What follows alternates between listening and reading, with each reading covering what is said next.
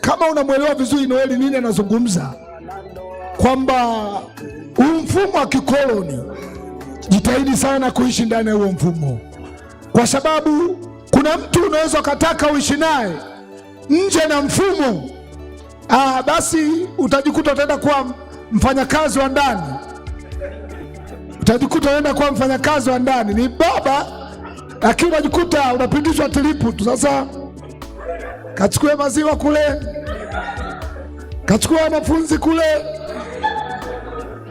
nenda kule. Zisiwe ni namna ambazo zitapunguza imani yao kwako, zisiwe ni namna ambazo zitaleta namna ya mashaka katika imani yao. Takatifu Mungu wa neema na rehema, tunakushukuru kwa ajili ya maisha haya ambayo wanayaanza. Najua kuna namna nyingi kama vijana tunapita, lakini katika changamoto nyingi tunapita, lakini kwa ujumla msingi ambao mzee aliyotengeneza tukifuata au nikifuata hauna majuto mbele yake. Ndio kijumla katika hili nimehakika na kulithibitisha, kwa sababu hapo nyuma nilikooga. Yes, sasa nilikooga, lakini najua kabisa nikabidi kwamba lazima ufuate taratibu na kanuni. Nikamwambia pita hapa, kanyaga hapa, utaenda kutokea pale. Na kweli nilipokubali kupita hapa na kanyaga pale nitokee pale, najua kweli imewezekana.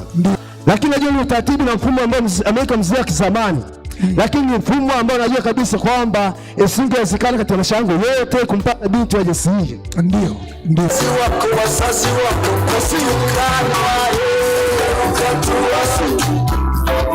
basi. Kabla tujaomba, labda mzee anaweza kaongea chochote hapo, au mama anaweza kaongea chochote hapo. Lakini ukiishi kwenye mfumo utawapata kina Esther. Lakini nje ya mfumo kina Zuchu utapigishwa tripu za maji.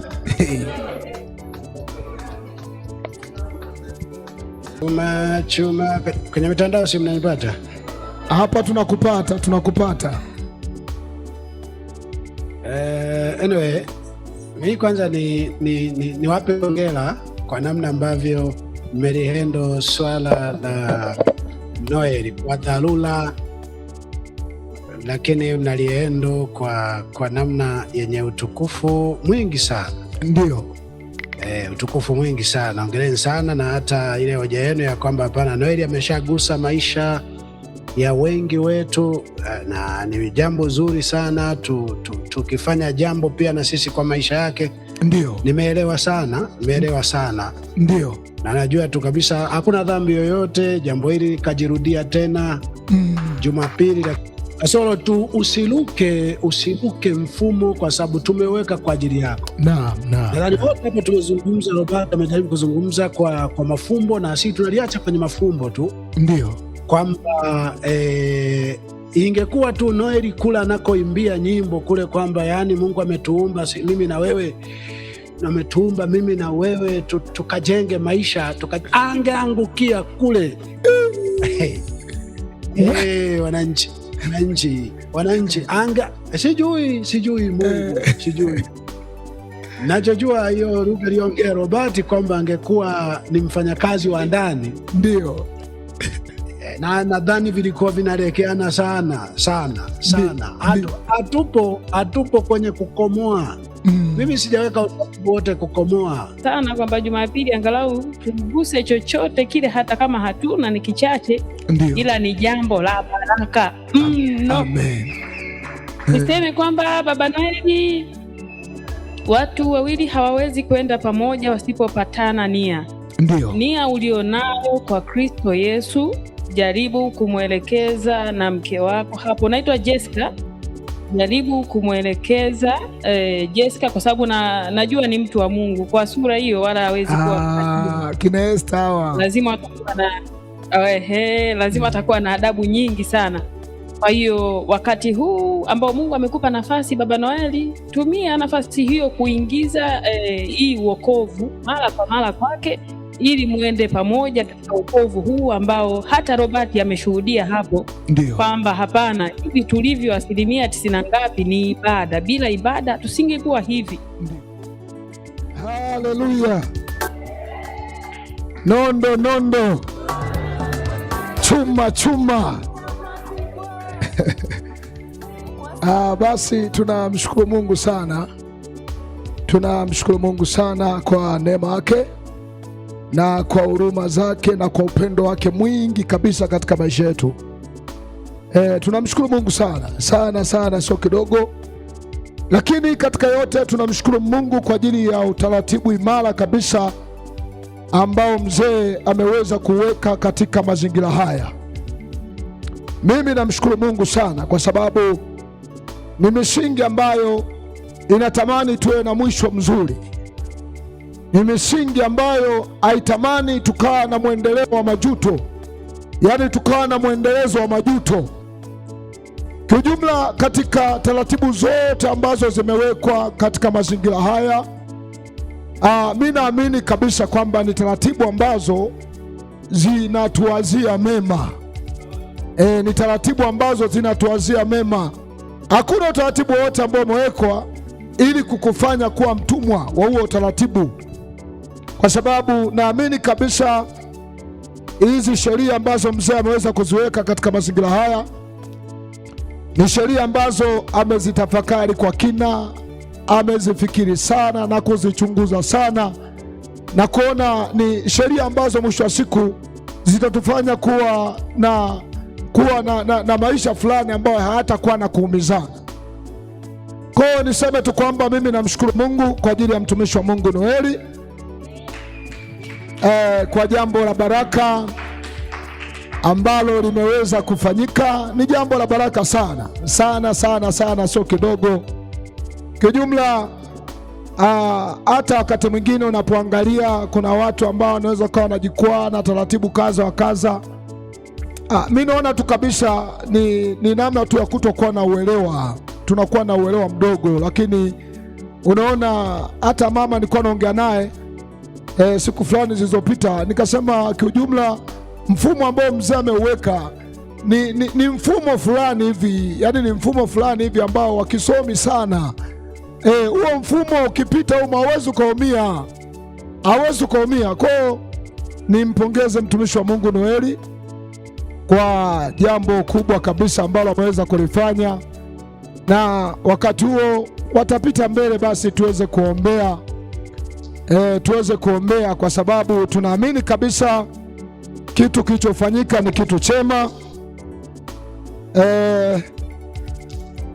Wakati mwingi wanaangalia sana kwenye maisha yangu kwamba uelekeo kwa namna fulani, uelekeo ambao nimekuwa nao wa kuweza kujisimamia katika mambo kaza wa kaza, lakini naona na mke wangu amehusika sana, na ndio maana huwa namuita mchungaji wangu. Amehusika sana, yani kahusika sana kunifanya kuwa imara katika Mungu. Kahusika sana, yani kawa mchungaji wangu wa karibu sana katika mambo mengi.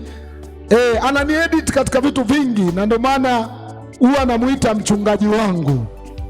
Kwa mimi namshukuru Mungu sana, sio kidogo. Kwa naona hiki kitu kilichofanyika ni kitu cha baraka, kwa sababu kuna kipindi fulani tulipita hapa nyuma na ndugu yangu Noeli. Kilikuwa kipindi fulani kigumu sana, kipindi kigumu sana, lakini mimi nijaribu kuangalia ule moyo wa Noeli uliomtoa Sumbawanga na kumleta hapa. Kiujumla, Noeli ni Noeli ambaye amekuwa baraka katika watu wengi. Noeli amekuwa baraka katika watu wengi sana. Yaani kwa mfano tukizungumzia pikipiki yake, Noeli imewafaa watu wengi sana.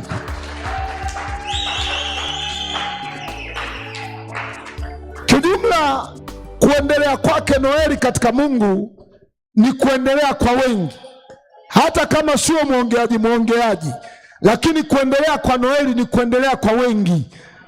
Jitihada zake alizonazo katika kuomba, hizo ni kitu ambacho kinaweza kikawa kinakufanya na mtu mwingine usikie kuomba. Jitihada zake, moyo wake. Lakini tukitoka kwenye jitihada zake nje na maombi, ni Noeli fulani ambaye amekuwa na moyo wa wema kwa wengi. Yaani unaona kule kuomba kwake Noeli, unaangalia kule kuomba kwake.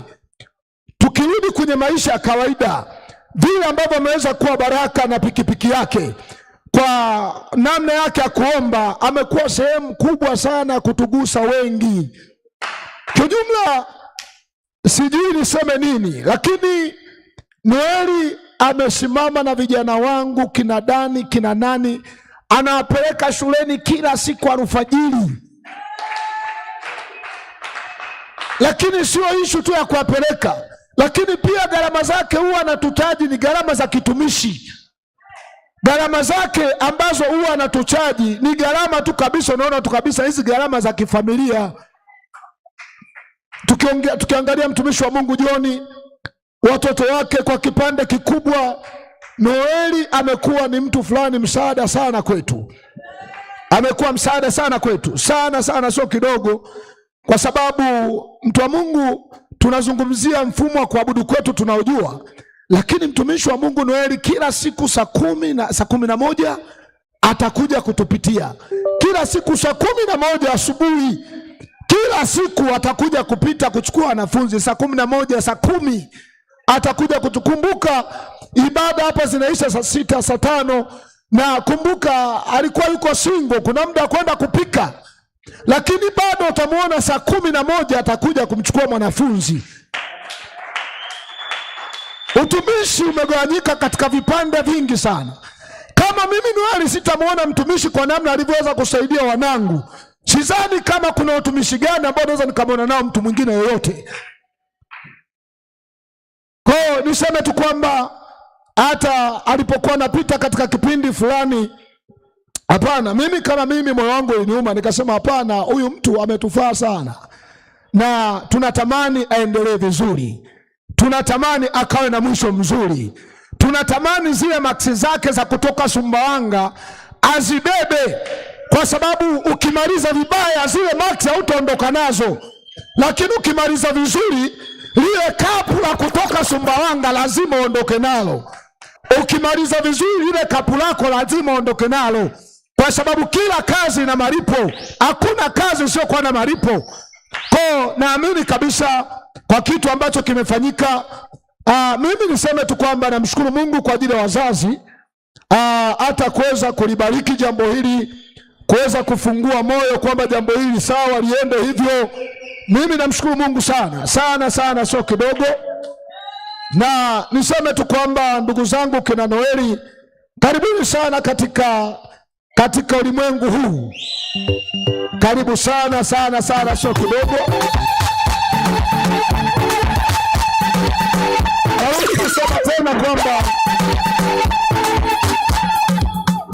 Nasema tena kwamba watu wanaoishi pamoja, yani nazungumzia ndoa, kama mtaishi sawasawa, hakuna hatua ambayo ifikiki duniani.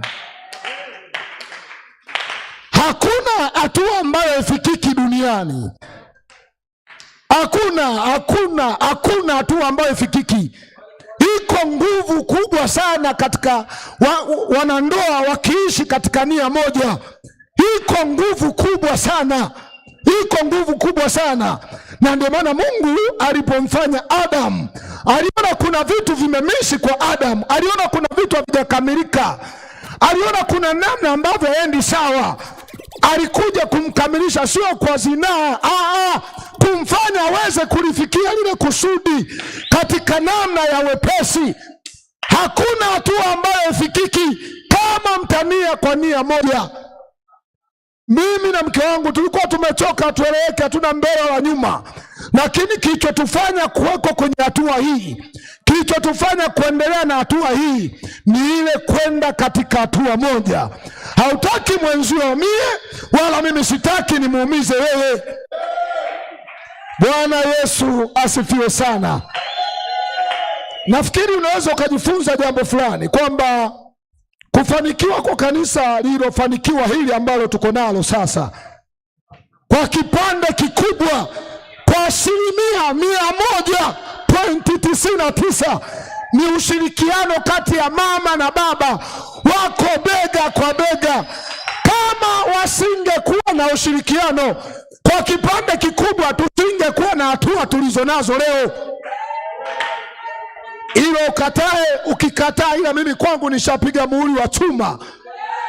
Kufanikiwa kwa kanisa liliweza kufanikiwa ni uimara wa wazazi walionao, ni uimara wao. Kwenye machaka wataenda pamoja, kwenye hatari wanaingia pamoja, kwenye mashimo wanaingia pamoja. Ule uimara wao ndiko kustawi kwetu. Kwa niseme tu kwamba mtumishi wa Mungu Noeli, ndoa sio ngumu sana, ila inaweza kuwa ngumu kama mtaishi vibaya. Bwana Yesu asifiwe sana. Sasa unajua sisi wengine tayari tushaga kuwa kuna mashine ipogo tu yenyewe. Sasa tusiende sana. Karibuni watumishi wa Mungu Noeli na mkeo.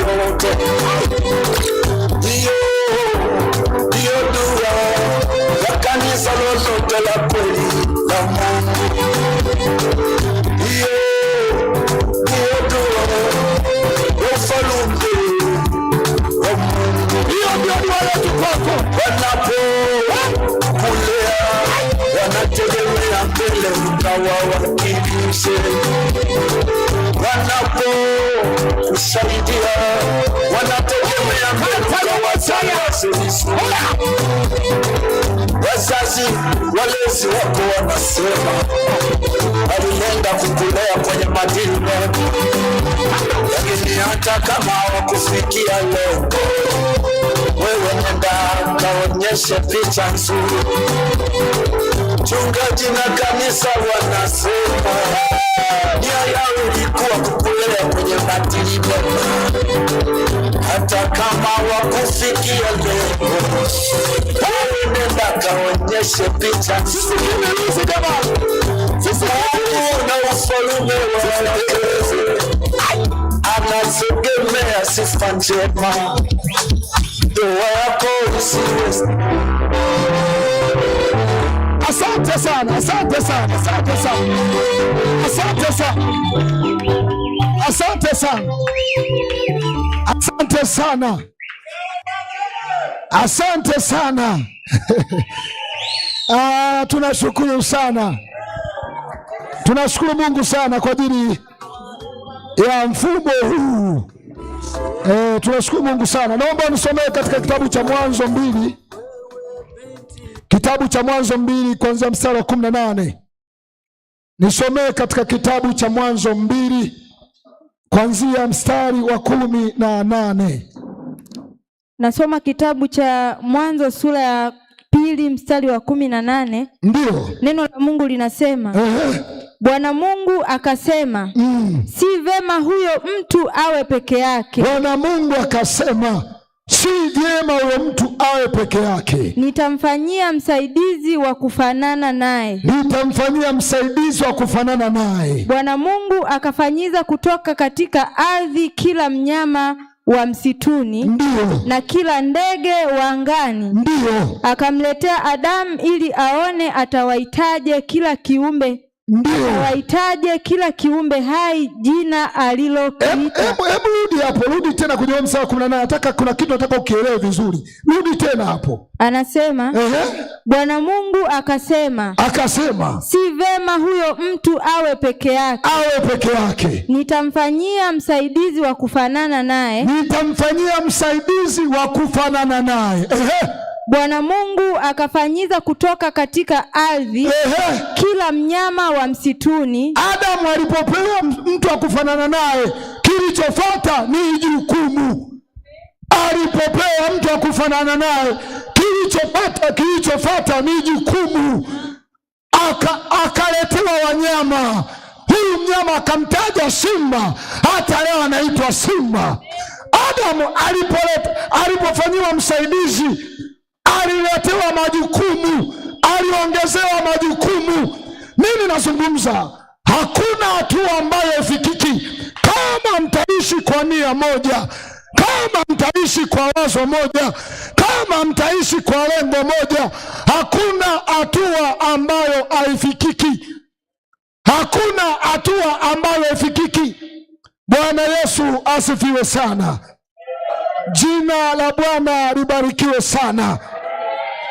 Kwa niseme tu kwamba tunamshukuru Mungu kwa jambo la baraka, kwa jambo la neema, na nitataka watumishi wa Mungu tuweze kusogea hapa mbele, tuweze kuomba baraka. Na kama alivyosema mtumishi wa Mungu Mongosi kwamba naamini kwa namna yoyote kwa miaka ambayo ameweza kuishi mtumishi wa Mungu Noeli hapa, hakuna mtu ambaye hajahusika kuyagusa maisha yake. Hakuna mtu ambaye hajahusika kuyagusa maisha ya Noeli.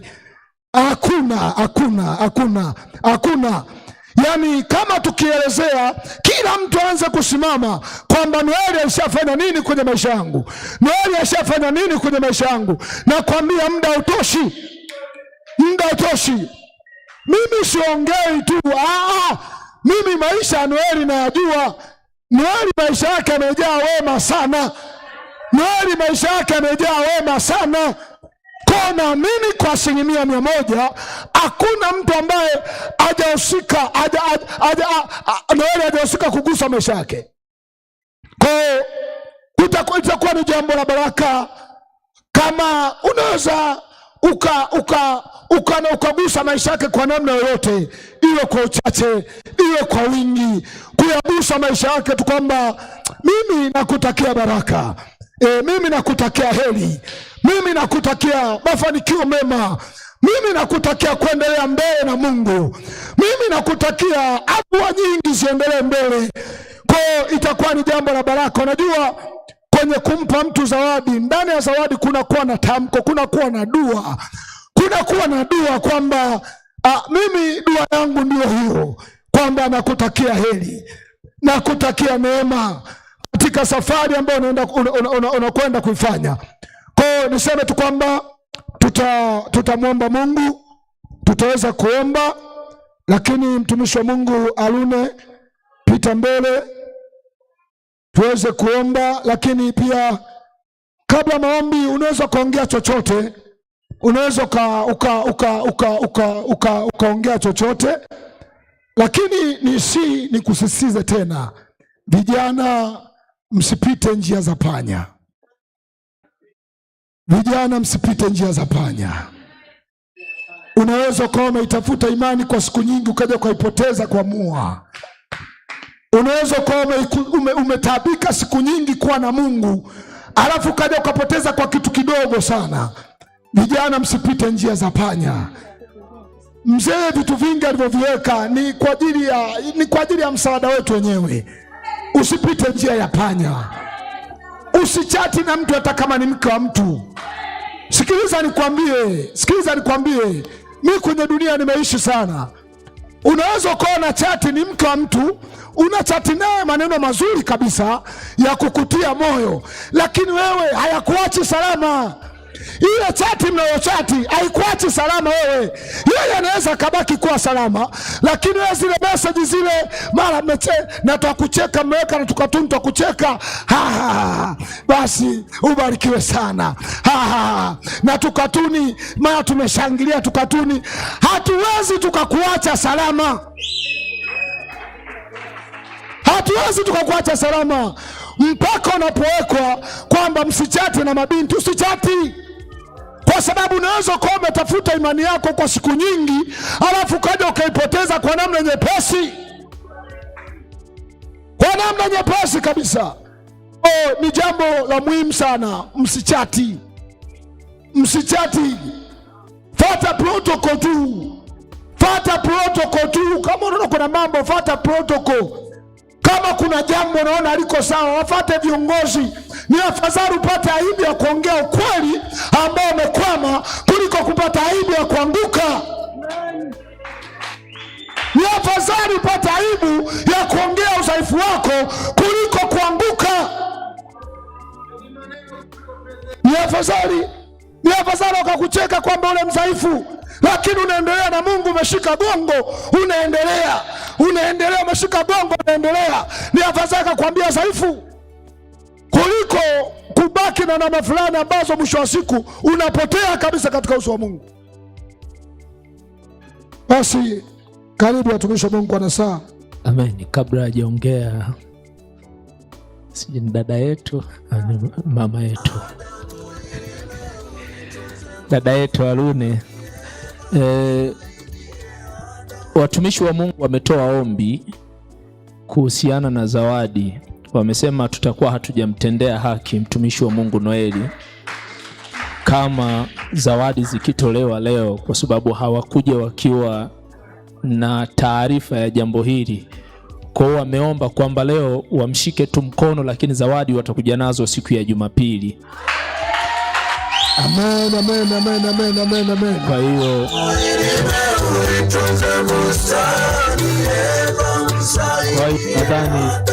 nadhani tu baada ya maombi kitakachofanyika ni kumshika mkono wa kumbariki, lakini zawadi wameomba kwamba Jumapili ndio waje nazo. Amen.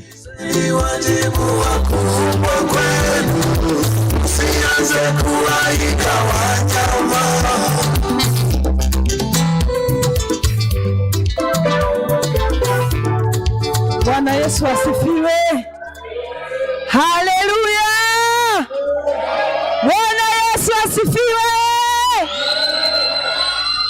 Tuna kila sababu ya kumshukuru Mungu sana kwa ajili ya mtumishi Noeli, kwa hatua pia aliyoipiga. Hapo ni moja, lakini bado ana wajibu wa kuendelea kuufanya. Naomba mnifungulie hapo Petro wa kwanza 2. Katika yote mimi niweze kusema mtumishi Noeli, huo ndo mwanzo wa maisha. Bado inakupasa sana, umeshaongeza tuseme jukumu jingine ambalo kama ulikuwa unaweza kuomba kwa nafsi yako peke yako, tayari una mtu mwingine wa kumwombea, na tayari unatakiwa upige hatua zaidi. Kama ulikuwa unajifyatua unarukaruka, basi sasa hivi utatakiwa upae kabisa. Kama ulikuwa unakimbia unasema Bwana unatoa na jasho, kwa sasa hizi inatakiwa uongeze hatua ya kuviringika. Usije ukasema kupata mke ni jambo zuri na si dhambi na si vibaya, ndio maana hata mzee wetu ameruhusu, lakini kwa upande mwingine ni mzigo ambao bila Bwana hamtaweza. Naomba hapo Petro wa kwanza 2:18, naomba nisome mwenyewe au nichukulie Biblia yangu pale. Ambao bila Mungu hamtaweza. Tumeshatoa shuhuda mara nyingi sana. Ngoja nisome pale. Asante watumishi. Wamesema enyi watumishi watiini bwana zenu kwa hofu nyingi, sio wao walio wema na wenye upole tu, bali na walio wakali.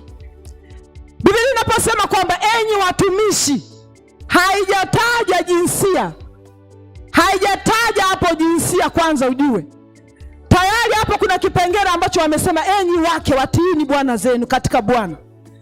Hapo katika hiyo Petro 1:2:18 imesema enyi watumishi watiini bwana zenu, tena kwa hofu nyingi, sio wao walio wema tu, wenye upole tu, bali na walio wakali.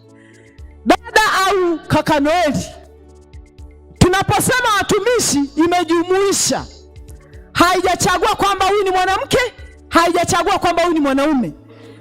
Imejumuisha kwamba nyie watumishi watiini bwana zenu. Ufahamu kabisa hata huyu ni bwana wako, kwa sababu na yeye ni mtumishi. Na huyu ni bwana wako kwa sababu naye ni mtumishi. Inapojumuisha, maana yake hapo ni lazima kila mtu amtendee mtu vizuri, amtendee mwenzie jambo zuri. Ndio. Unaposikia wewe kila ambacho upendi kutendewa, ujue na huyu hatataka ukitende. Kweli. Yako maisha ambayo unaweza ukaifurahia ndoa, lakini yako maisha ambayo unaweza ukaichukia ndoa yako. Sisi na mtumishi tumekuwa mashuhuda miaka mingi hapa. Tunazungumza habari ya udhaifu tuliokuwa nao kwa sababu ya ukubwa wa makosa tuliokuwa tumeyafanya. Lakini neema ya wokovu imetusaidia, imetufikisha hapa. Ndio. Nyie ambao tayari mmepita katika hali kama hii, tuseme mmepita kwenye njia nzuri. Na dada, niliona ujumbe wako kwamba uko salama.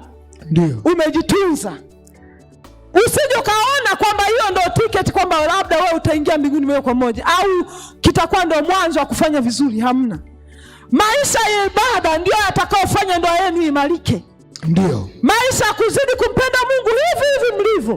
Kwa maisha yoyote mlionayo, msinie makuu, msiwe na tamaa. Hapo ndoa yenu mtarelax. Biblia inaposema kwamba ndoa ni paradiso ndogo, ni paradiso ndogo tu kwa wale wanaoishi kwenye mstari wa Mungu. Ndio. Ikiwa mnapuyanga, ikiwa utaishi tofauti, ni jehanamu mdogo ukiwa duniani. Mungu wa mbinguni awabariki sana. Amen, amen, amen. Basi kabla hatujaingia kuombea, tuweze kufahamu majina, tuweze kufahamu jina la mkeo Noeli. Nafikiri mwenye mpe maiki atazungumza mwenyewe.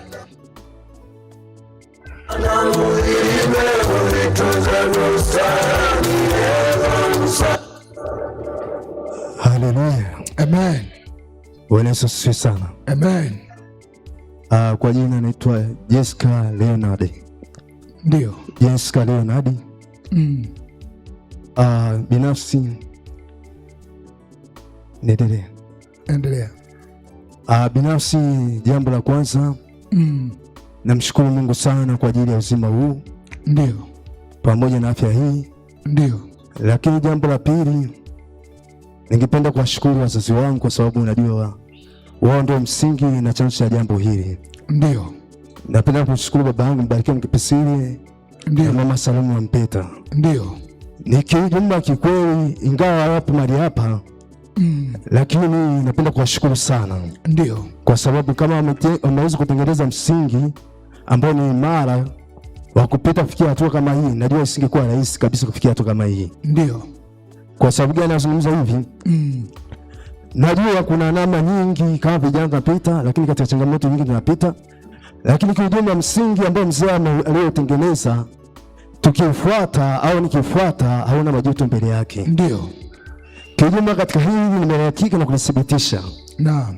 Kwa sababu najua kabisa endapo nisingefuata msingi au njia niongozwa, ndio kwa ujumla singeweza kufikia katika hatua na matokeo kama haya. Ndio.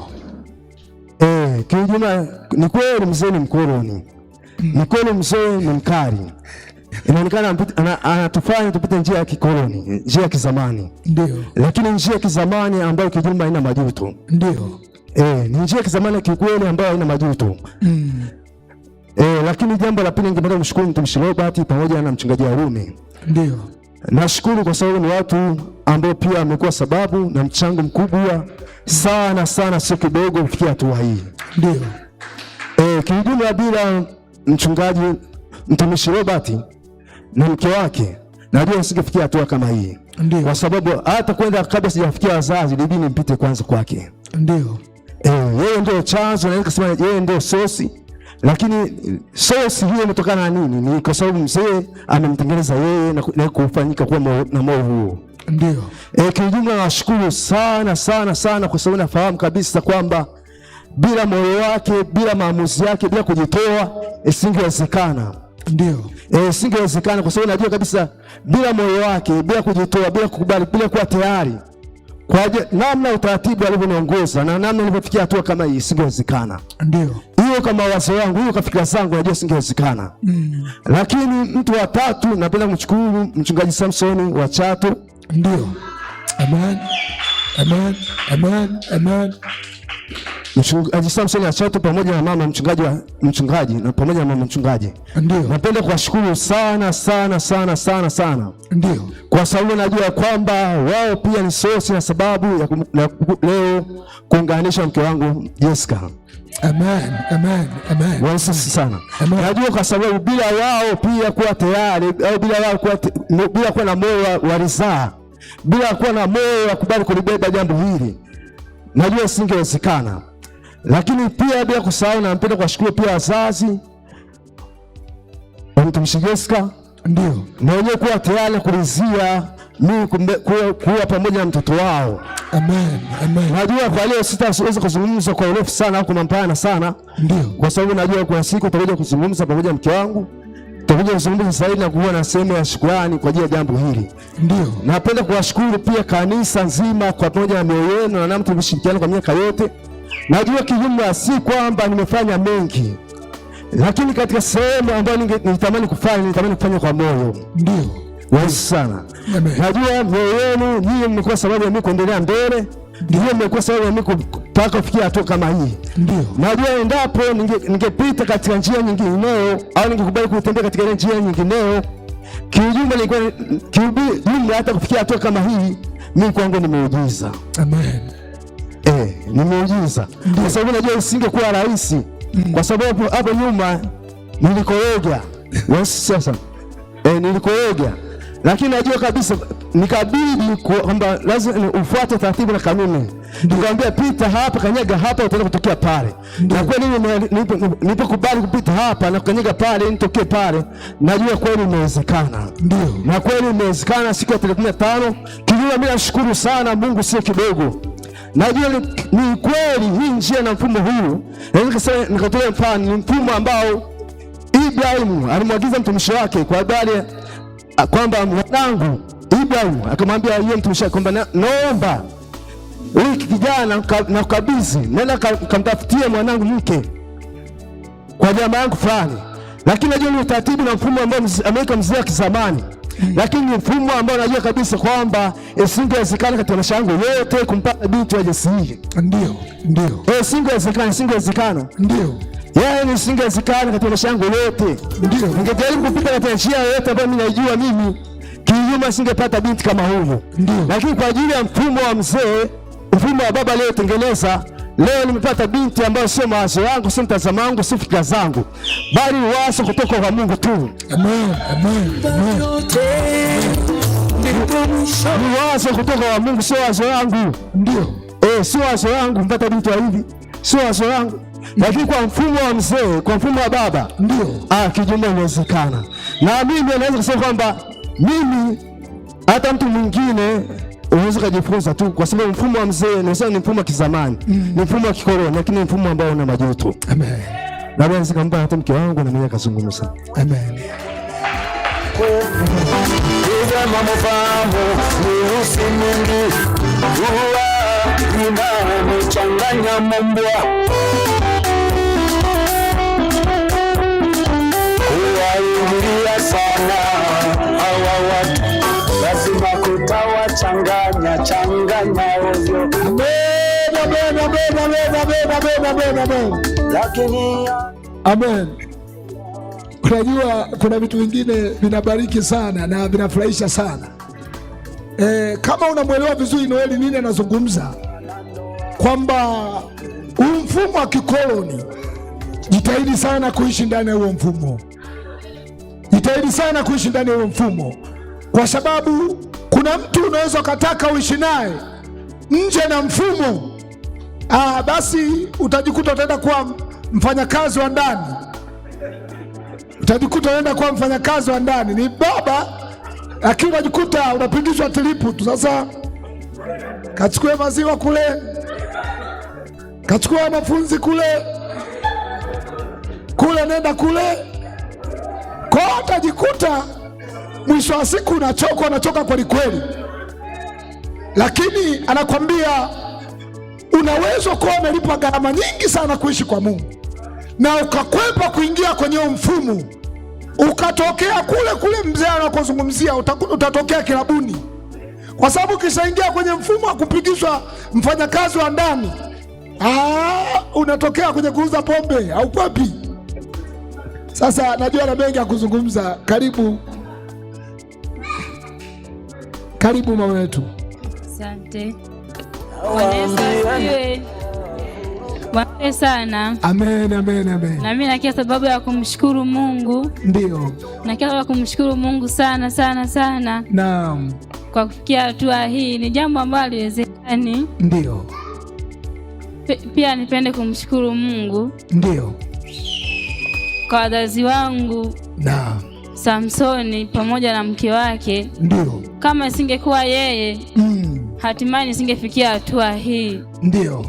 Pia nipende kumshukuru Mungu hata kwa baba, kwa mchungaji Mbarikiwa pamoja na Masalome. Naam. Nipende kumshukuru Mungu, kama singekuwa wao au mchungaji Samsoni kuleta kanisa pale Chato, ndio hata mimi nisingeonekana huku. Naam. Lakini nipende kumshukuru Mungu, sana sana. Pia ingawa ameshataja jina langu, ndio nikasema mimi naitwa Jessica Leonardi. Ndio. Kwa sasa naweza nikaitwa Jessica Noeli. Amen. Amen. Amen. Amen. Amen. Amen. Amen. Wewe nenda kaonyeshe picha nzuri. Bwana Yesu asifiwe. Haleluya.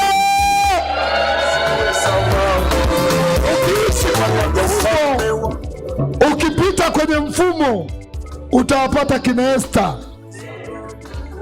Lakini ukitoka nje ya mfumo utawapata kina Zuchu.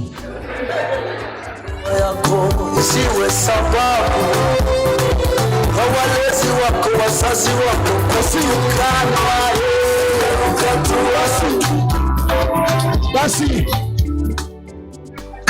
kabla tujaomba, labda mzee anaweza kaongea chochote hapo, au mama anaweza kaongea chochote hapo. Lakini ukiishi kwenye mfumo utawapata kina Esther. Lakini nje ya mfumo kina Zuchu, utapigishwa tripu za maji.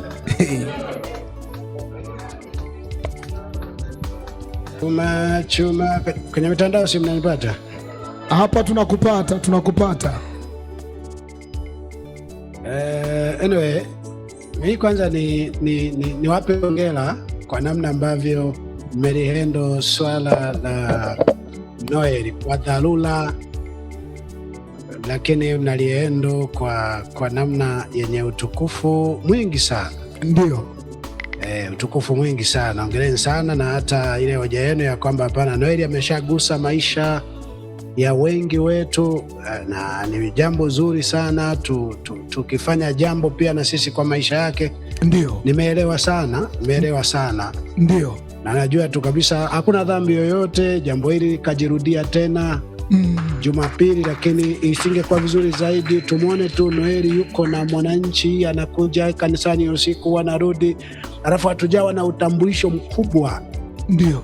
Wa moja kwa moja. Ndio maana nimeona kwa kuwa limeangukia Jumatano ambapo tunakuwa tumekusanyika wengi kwa wakati mmoja, au leo tuwe na utambulisho ambao watu basi wawe na uelewa kutoka kwenye kinywa cha Noeli mwenyewe, kutoka kwenye kinywa cha mke wake na kinywa cha wasimamizi, wawe na uelewa wa jambo hili lilivyo na baraka.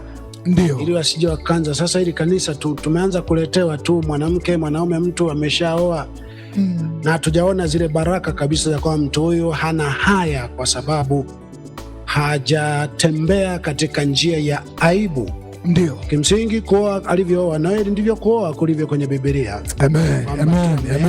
Kutoa mahali alivyotoa mahali huko kawaomba wazazi, kawaomba kanisa,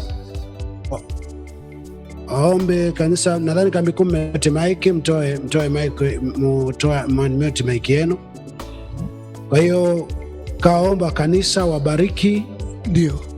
Na maanisha Kambi Kuu mute mic yenu. Okay, sawa. Kaomba kanisa wabariki hiyo ibada. Ndio. Tayari ni mke mwenye uhalali kabisa. Naam, naam. Mwenye baraka zote za Mungu. Ndio. Pongeza sana kwa kung'ata meno kwa Noeli, kwamba mambo ni magumu lakini bado nitapita katika njia ambayo walau ni ya neno la Mungu. Amen. Amen. Mambo ni magumu kwa sababu sasa mimi nitoa nabii Jumapili kwamba Noeli mwezi wa 5 auzidi mwezi wa 5 auzidi. Jumatatu napewa tu taarifa kwamba safari imeanza, na hii safari lazima chombo kirudi tu. Ndio. Chombo. Ndio. Vyovyote vile dhambi ni kufanya jambo lenye kuharibu au kuleta madhara. Ndio. Lakini hakuna dhambi yoyote kuharakisha jambo jema kwa mtu na hakuna dhambi yoyote. Ndio. Nakwambia yeyote ambaye wakati fulani pengine Amazon nyoka watakuwa wakali sana, poli itakuwa inatisha, giza inatisha. Nakwambia kabisa, si ukisema wiki hili Jumapili tuwe tunamshika mkono Noeli na wewe tukushike, tutakushika tu, hakuna dhambi yoyote. Ndio. Kasoro tu usiluke mfumo, kwa sababu tumeweka kwa ajili yako. Naam. Nadhani wote hapo tumezungumza, Robert amejaribu kuzungumza kwa mafumbo, na sisi tunaliacha kwenye mafumbo tu. Ndio. Kwamba ingekuwa tu Noeli kula anakoimbia nyimbo kule kwamba yani Mungu ametuumba mimi na wewe, ametuumba mimi na wewe tukajenge maisha, angeangukia kule. Wananchi sijui Mungu sijui. Nachojua hiyo lugha aliongea Robert kwamba angekuwa ni mfanyakazi wa ndani. Ndio. Na nadhani vilikuwa vinarekeana sana. Hatupo kwenye kukomoa. Mimi sijaweka utaratibu wote kukomoa. Ndio. Sijaweka utaratibu wote kukomoa. Nimeweka utaratibu kwa ajili yenu. Nimeweka kwa ajili yenu. Mtu ile, kwa mfano ile fomu hamjui tu mtego ulioko pale. Kuna maisha fulani mtu anatakiwa aeleze ukweli wake. Aeleze namna ambavyo ule ukweli unaweza ukachunguzwa, ule ukweli unaweza ukahakikiwa, ule ukweli kwamba umesema huyo amesema. Yani ikionekana tu kuna fomu imeenda kwa mtu, kila mtu ataanza kujua, jamani, hii fomu ilijazwa aje? Ilijazwa tu kwamba ni fomu ya mtakatifu kabisa wa kwenda mbinguni. Ule ni uchukuzi ule. Ndio tulimwandika kwenye fomu kwamba ukiandika chochote cha uongo, hata tukigundua saa moja dakika moja kabla hatujafunga ndoa tunaivunja. Hapo ndio unakuta watu ile fomu, mchungaji kaweka utaratibu mkuu, mchungaji. Unajua, nimefuatilia comment fulani ya kina Ezekia post fulani anasema, duniani hapa asikudanganye mtu, hakuna mtu anayeweza kujua ukubwa anayeweza si kukupenda kuliko Mungu, si kujua ukubwa wa uchungu ulio nao, si maumivu ulio nayo, isipokuwa Mungu pekee. Nasema anyway, nadhani wakati mwingine tu ni kwamba unaponyemelewa sana na madhara, ndio unapewa nyingi sana. Sasa inatoka ile picha ya Mungu ni nini, ndio kwamba anayeweza kubeba mzigo wako, kukupenda kabisa ni mtu. Ndio unaanza kuona kuna Mungu hewa anaweza kupenda mtu, anaweza kukupenda mtu kuliko mtu. Ndio. Sasa nadhani vyote hivi ni lawama na laumu. Lawama na laumu za mfumo gani wenye wivu hivi, mfumo gani jitu lina roho mbaya linatawala imani za watu. Makanisa hapo mengi, nendeni kwenye makanisa kutoa uhuru wa imani unavyotaka. Mimi ni mchungaji. Mimi ni mchungaji, kazi yangu ni kukuchunga upate madhara. Ndio kwangu dhambi madhara. Hata kama utayapata ni kuache kwenye kamuda, tukuonyeshe kwa watu wikete potasi. Ungetulia hapo kwanza. Nenda po taratibu hapa. Muone na munde kini. Niachani mimi. Niacha. Makukuacha tutakuacha. Lori kwa kuwa umejikwaa hapa, umeharibu pale, tusije tukaonekana tumeshiriki kwenye uharibu fulani kama utatokea. Mama. Hivi filijomu. Wapaya sana nyie. Hapana. Natawala imani zako. Hamna upenda. Nanipenda Mungu tu. Hakumwaga. Utamkuta. Utamkuta huyo Mungu kupenda.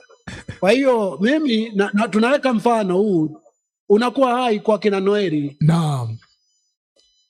Wananchi, mimi sina mamlaka ya kuzuia nani aoe nani aolewe na nani. Kweli. Sina siongoze mtu. Sirengeshei mtu. Sizuiri mtu. Ndio. Lakini walau nimeweka mwili unapobeba ule mzigo, ukiubeba fuata taratibu. Fuata taratibu. Ukiubeba ule mzigo ule. Ndio. Ujua umebeba nini kwenye hiyo furushi. Hiyo umebeba nini? Unajua. Na unajua kanisa kabisa ulikusaidia. Kweli. Chenga zingine za kuja kwenye hii njia, kwenye hii njia zina mambo mengi. Usitani kwamba Noeli kabisa pengine angekataliwa tu. Inawezekana kuna mambo mengine. Kweli. Na mengine ukiangalia tu kwa nje sasa kwa haraka sasa. Akili ya Noeli hiyo tufanye ni salama kabisa, ni salama. Ni salama kabisa, ni amani. Amina. Kila kitu kiko sawa. Akili sasa ya Noeli na utakatifu wake na vingine mimi naomba tuambie, mimi vingine ni huruma tu. Namwangaliaga mtu kweli. Kwa akili ambayo haina mengi, hahitaji vingi. Utane pengine na mtu huyo wa bichi. Utakutana mtu kujitanua mwehe. Mbona itakuwa ni kuvutwa pua na masikio kwa wakati mmoja, inavuta sikio. Jingine dimbivi unanisema nini? Mbaya ni mimi, lakini huenda wengi mnaweza mkaja kunishukuru wakati fulani. Naam, ndio. Mkaja kunishukuru. Ndio. Sikuwa na wivu. Biashara yoyote dhidi yenu. Nitaongea jambo fulani na ubiri. Naomba muelewe. Sina biashara yoyote juu yako. Yoyote. Ndio. Wote. Paulo anasema heri nife kuliko kujisifu kwangu uwe kuwe bure, kuwe kwa uongo. Heri nife. Sina maslahi yoyote juu ya maisha yako. Yoyote. Ndio. Kila nikifanya nataka na mchango kwenye maisha yako bora. Unaweza kuwa msingi muhimu sana juu ya kesho yako. Kuwa kesho yako. Nchi, nimalizia tena kwa kuwapongeza kwa namna ambavyo mmehendo kwa dharura kwa sura kabisa. Wote kuanzia Baba Robert, nimekuona umeonyesha kabisa kwamba hapana, mzazi yupo. Kama tu kuna mpaka nikasema yajage sasa. Nimeona kwamba sasa tuna mambo fulani yanakuja hapa. Ndio. Tumeamua kuyaweka fulani hivi. Mama wewe. Kila amani baba, amani. Sijui tu kama utavumilia shale na mikuki inaporushwa ya Dubai. Ukivumilia kwa sababu yenyewe bado inakuja. Najua stoko yake bado ni kubwa. Hayo ni mabomu ya Irani hayo. Ya Irani baba. Yameanza kutengeneza, yenyewe haijawahi tawaliwa. Unajua Irani kwa nini inapiga mataifa yote? Wasemaji wanasema lile ni taifa ambalo miaka yote inatengenezaga tu silaha. Kwa hiyo zipo silaha za kurusha hata miaka 50 mbele. Ni ndogo lakini na hii inaonekana hizo bomu zinazotumika ni za zamani, bado ni umbode hujaanza kuzitoa. Hizo ni za miaka ya 70. Yaani hizo rushwa hizo zilikuwa zinasafishwa. Ni za miaka ya 70. Bado ambazo zimetengenezwa karibuni na bado vijana wako chini ya milima. Wako chini ya milima vijana bado wanaunda mpya kutegemea na hali ilivyo na makombora yanayoshuka. Ndio. Ukistahimili tu mabomu ya Irani baba, mapya basi kuingia amani, kwa amani. Jamani, tuendelee kule mnakotaka kuelekea. Mama hajasema. Anasema sijasema. Karibu mama, karibu. Najua baba ana furaha nyingi sana. Chuma kweli. Nashukuru Mungu sana kwa sababu ya jambo la Noeli. Ndio mama. Unajua mtu hata kama alikuwa amepita njia ya kupapasa vingi, lakini akakea njia sahihi, hilo jambo linakuwa na furaha sana. Kweli. Ninachompongeza Noeli ni nafasi ya ushauri. Ndio. Alipoacha nafasi ya ushauri mpaka mzee wake hapo ukaweza kumshauri na akaona pana njia. Ninampongeza Noeli, anasema kuna kaulokole anako. Tuachane na makosa ya kupapasa huku na huku akiwa anahangaika. Ila kuacha nafasi ya kuja kutokea huku alikotokea, basi mimi nimefurahi sana baba Noeli. Mungu akubariki sana, sio kidogo sana. Amen. Na nimefurahi na hiyo sadaka ambayo umesema tutatoa Jumapili, kwa sababu mimi mwenyewe Noeli amenigusa sana kwenye maisha yangu, sio kidogo sana. Ni mtu ambaye alikuwa anatufikia watu wengi mno. Kwa hiyo hilo ni jambo jema sana kwamba Jumapili angalau tuguse chochote kile, hata kama hatuna ni kichache. Ila ni jambo la baraka. Amen. Niseme kwamba baba Noeli, watu wawili hawawezi kwenda pamoja wasipopatana nia. Nia ulionayo kwa Kristo Yesu, jaribu kumwelekeza na mke wako hapo. Naitwa Jessica. Jaribu kumwelekeza Jessica, kwa sababu najua ni mtu wa Mungu. Kwa sura hiyo wala hawezi kuwa kina Esther hawa. Lazima atakuwa na adabu nyingi sana. Kwa hiyo wakati huu ambao Mungu amekupa nafasi baba Noeli, tumia nafasi hiyo kuingiza hii wokovu mara kwa mara kwake, ili muende pamoja katika wokovu huu ambao hata Robert ameshuhudia hapo kwamba hapana, hivi tulivyo 90% na ngapi ni ibada. Bila ibada tusingekuwa hivi. Kwa hiyo Mungu akubariki sana baba Robert kwa shamla hiyo ambayo umeiendesha ibada hii. Na uongozi wote mama pembeni hapo. Mungu akubariki sana. Amen.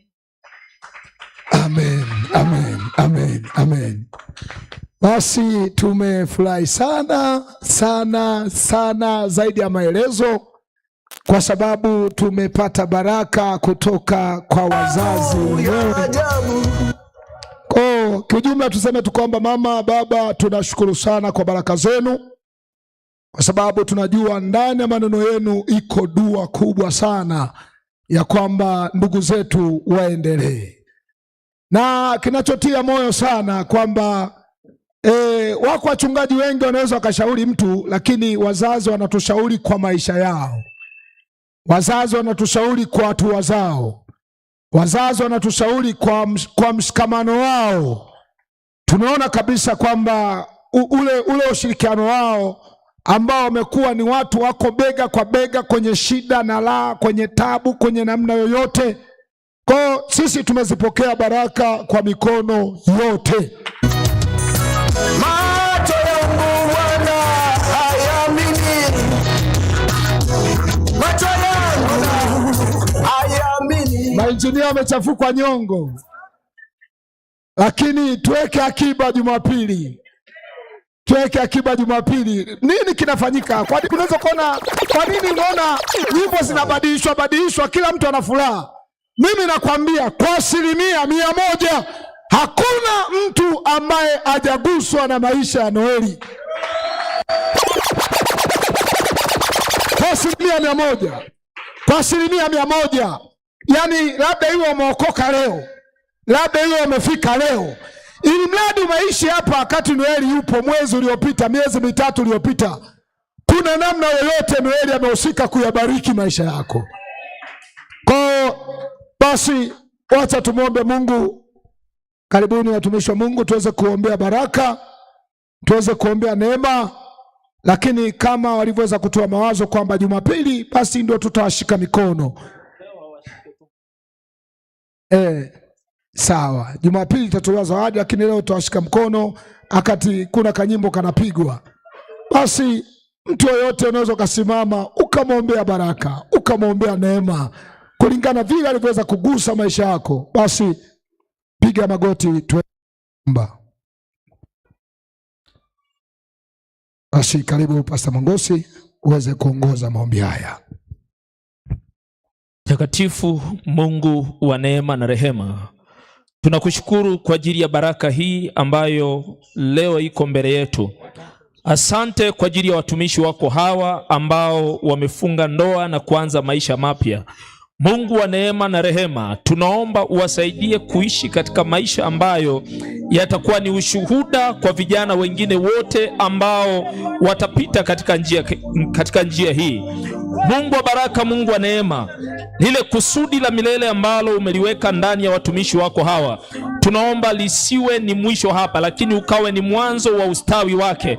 Maana ya kuoana kwao ikawe ni namna watakavyoendelea kutoka wakati huu. Takatifu Mungu wa milele, katika namna zote ambazo wanaweza kukutana nazo, namna za ugumu wa namna yoyote, zisiwe ni namna ambazo zitapunguza imani yao kwako, zisiwe ni namna ambazo zitaleta namna ya mashaka katika imani yao.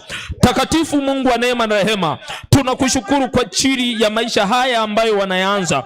Tunakushukuru kwa ajili ya taratibu zote ambazo zilifanyika kule Chato. Tunakushukuru kwa ajili ya wazazi ambao walitoa baraka ya kuanza maisha mapya. Tunakushukuru kwa ajili ya wachungaji ambao waliweka baraka katika maisha yao. Nasi Mungu, tunaweka mikono yetu kwao kuonyesha ya kwamba tunakubaliana na maisha haya mapya ambayo wanaanza. Katika jina la Yesu Kristo, tunaomba maisha yao yakaongozwe na wewe. Hatua zao zote za maisha yao zikaongozwe na wewe Bwana.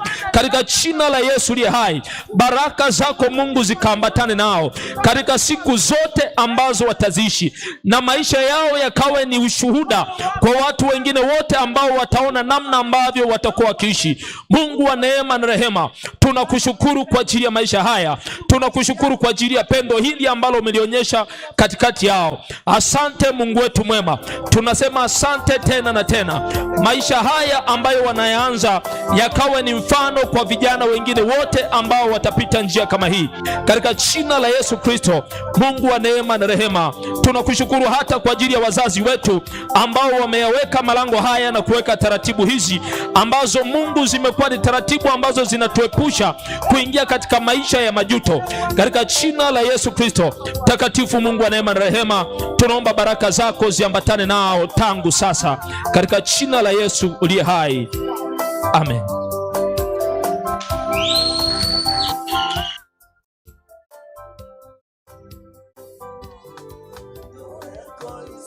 Wimbo wetu ule, alafu watu wapite hapa tuwashike mkono wa baraka na kuwatakia maisha mema, hata kama Jumapili tutapata nafasi yenyewe.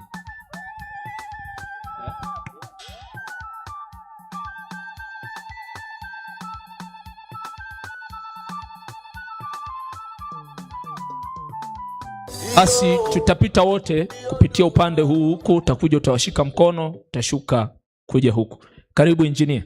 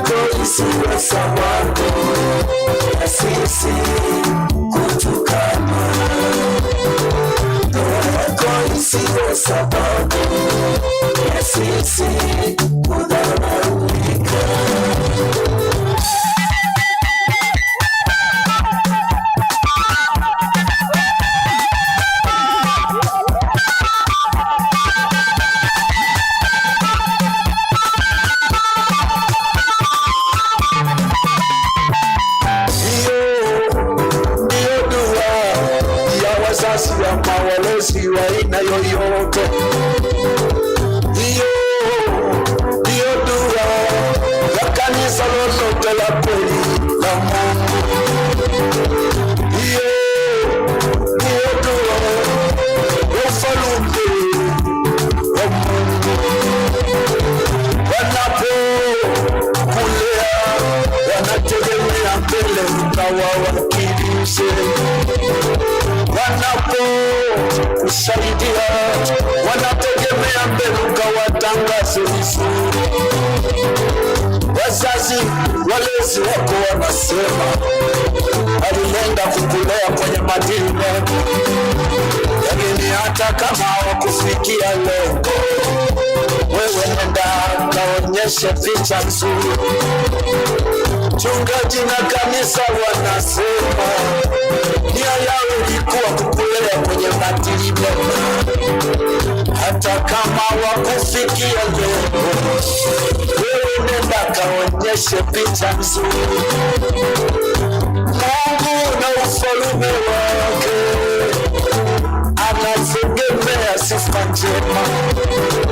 Dua yako isiwe sababu ya ufalme wa Mungu kutukanwa. Dua yako isiwe sababu ya kanisa la Mungu kutukanwa. Dua yako isiwe sababu kwa walezi wako, wazazi wako kutukanwa. Ukatuwakilishe kijana, wewe binti, ukatuonyeshe vizuri ndoa yako. Mtoto wewe tuseme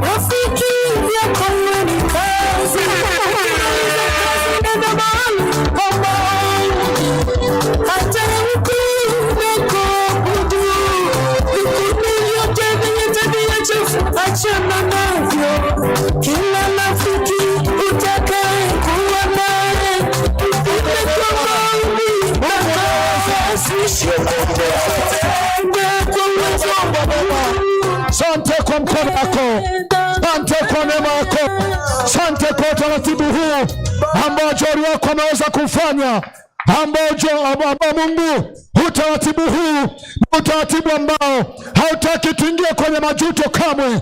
Mungu uliojaa neema, Mungu uliojaa uweza, tunakubariki Yehova, tunakubariki Mungu, tunakubariki Mungu, tunakubariki Mungu.